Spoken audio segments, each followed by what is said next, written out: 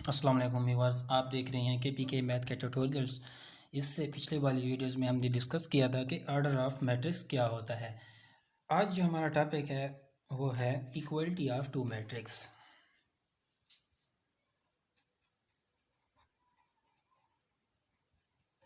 Equality of two matrix.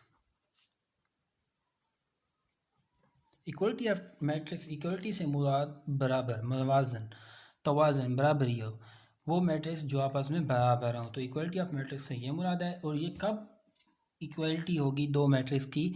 इसमें हमारे पास दो कंडीशन है। फर्स्ट कंडीशन ये है कि बोथ जो मैट्रिक्स हों, अगर हमारे पास दो मैट्रिक्स हैं, उन दोनों का हमारे पास ऑर्डर क्या हो, सेम हो।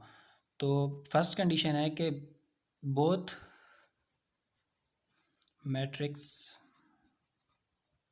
matrices have same order।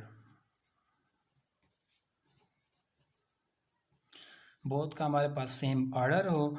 और सेकंड जो है कि मान लीजिए कि अगर हमारे पास दो मैट्रिक्स हैं जिसमें हम उनके एलिमेंट्स को रिप्रेजेंट कर रहे हो।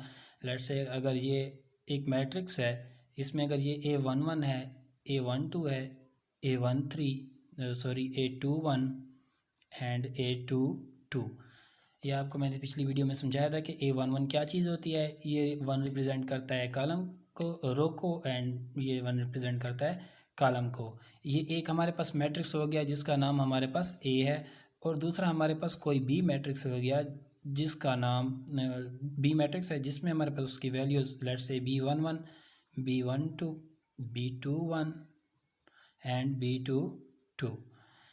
ये हमारे पास तब बराबर होंगी अगर इसमें हमारे पास A11 की वैल्यू इक्वल टू हो B1 के, इसी तरह A12 की वैल्यू हो B12 के इक्वल, इसी तरह हमारे पास A21 की वैल्यू इक्वल टू हो B21 के, एंड A22 हमारे पास इक्वल हो B22 के। तो ये होती है इक्वलिटी ऑफ टू मैट्रिक्स।